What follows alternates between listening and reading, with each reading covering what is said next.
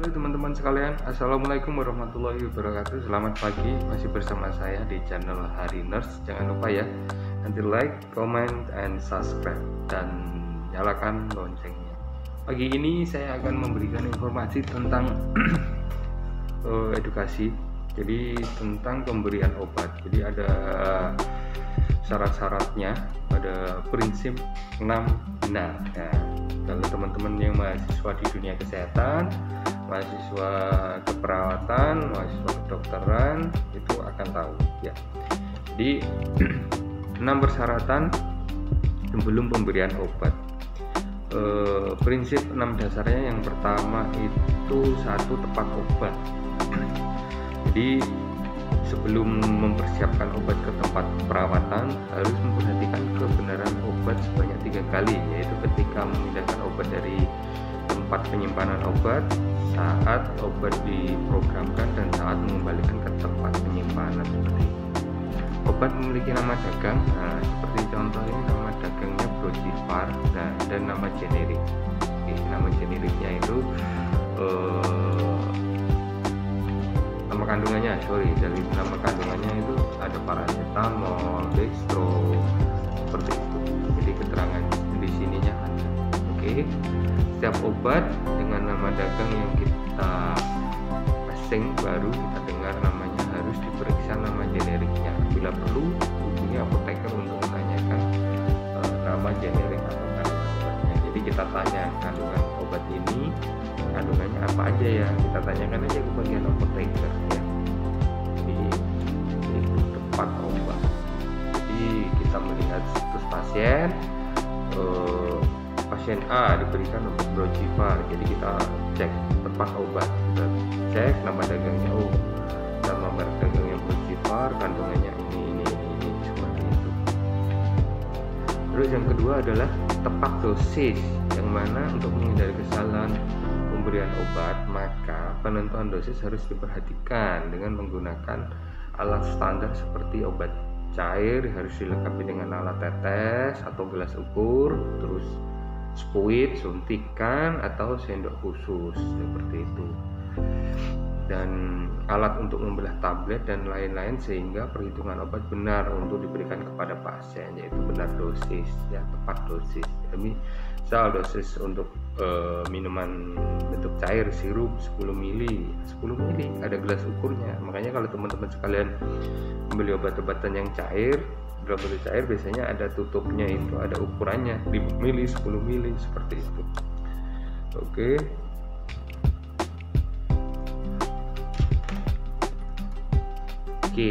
Yang selanjutnya adalah tepat obat, tepat dosis, terus tepat pasien. Jadi yang mana? Pasien yang mana nih? Pasien kan banyak tuh di rumah sakit, kita harus tahu obat ini diberikan kepada pasien yang mana. Kita harus itu tepat pasien. Jadi obat yang diberikan hendaknya benar pada pasien. Jadi kita cocokkan sebelum kita memberikan obat. Identitas pasien itu sangat perlu, harus diperiksa dulu, mulai dari tempat tidur ya, kan ada apa namanya tuh, ada namanya, ada gelang identitas. Jadi kita cross check di gelang identitas itu, kita tanyain atau kita tanya, ibu sebutkan namanya, terus sebutkan tanggal lahirnya, kita cocokkan dengan dokumentasi yang kita bawa, seperti itu. Jadi tepat namanya si A, tanggal lahir 25 Maret 2022, seperti itu. Ini contoh ya, jadi langsung.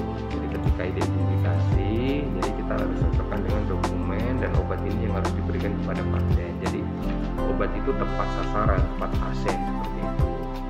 Jadi kita jangan sampai terjadi kesalahan seperti itu. Oke. Yang selanjutnya, yang keempat itu tepat cara pemberian obat. Jadi tepat caranya bagaimana? Ada oral, ada parental, ada topikal, gitu. Jadi kalau oral paling umum nih, ini paling banyak yang dipakai karena dia paling aman ya. Dia di buka mulut, melalui rongga mulut, nah diminum nih oral, ditelan, atau ditaruh di bawah lidah. Ada tuh obat-obatan yang ditaruh di bawah lidah. Nah, seperti itu, jangan salah. Jadi kalau kita dimintain dokter, tolong ini obat ini dikasihkan ke pasien A, seperti itu. Kita tanya, dok ini lewat apa gitu, kita lihat dulu obatnya apa, fungsinya apa, dok ini cara pemberiannya bagaimana, suruh langsung minum atau ditaruh di bawah lidah, seperti itu. Terus habis itu parenteral, jadi melalui perinfus, nah seperti itu. Jadi obat-obatan yang melalui suntikan, melalui selang infus itu juga ada. Jadi kalau bentuk ampul, vial yang sudah kita oplos, kalau bentuk vial, kalau ampul kita tinggal ngambil, nah kita harus tahu tuh, nggak mungkin tuh dalam bentuk cairan vial atau ampul yang harusnya disuntikan kita suruh minum, itu juga tidak tepat, seperti itu. Terus dalam bentuk topikal, nah, topikal ini dalam bentuk melalui kulit ya, jadi di atas kulit itu seperti salep, terus krim, spray, nah, kita oles tuh kalau pemberian melalui topikal, seperti itu teman-teman sekalian. Terus masih ada lagi tuh, setelah topikal kita bisa memberikannya dengan cara rektal, jadi obat-obatan yang berupa pencahar ya, untuk membantu melunakkan buang air besar itu melalui rektal. Jadi ada suppositorial, jadi obatnya itu seperti bentuk kapsul atau seperti bentuk apa ya, torpedo ya kalau kita tahunya itu, seperti dulcolaxub deh. Dulcolaxub itu dimasukkan ke dalam anus, nah seperti itu. Terus bisa dalam bentuk inhalasi, jadi obat-obatan yang untuk saluran pernapasan nih, jadi dihirup seperti ketika melakukan nebulizer Ventolin, jadi obat-obatan itu dihirup, dipasang masker, disuruh hirup obat-obatan seperti itu. Terus seperti inhaler untuk asma juga bisa, itu kan melalui dihirup seperti itu.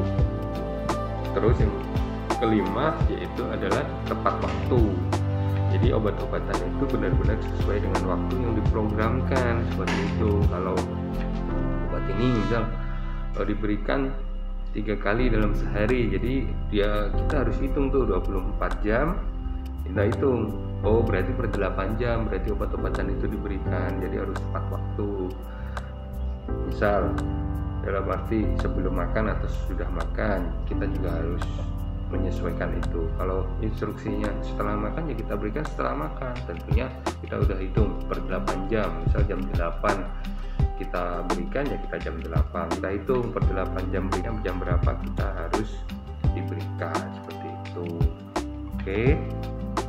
Terus yang terakhir adalah tepat pendokumentasian, jadi setelah obat diberikan harus didokumentasikan nih, mulai dari dosis, terus rute, waktu, dan oleh siapa obat itu diberikan.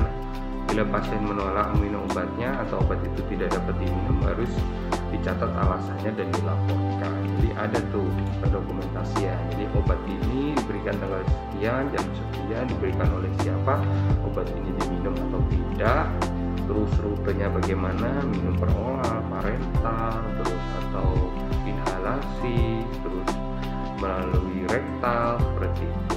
Jadi harus ada dokumentasinya, jadi biar tidak ada terjadi miskomunikasi ataupun tidak terjadi kesalahan, seperti itu.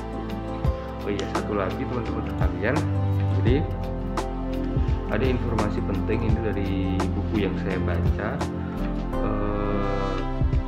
Ini ingat, dalam pemberian antibiotik yang tidak boleh diberikan bersamaan susu ya. Jadi karena susu dapat mengikat sebagian besar obat itu sebelum dapat diserap, seperti itu. Jadi ketika pemberian obat usahakan tidak menggunakan, kalau minum nih jangan dibarengi dengan minuman yang seperti susu, minuman yang berwarna seperti itu.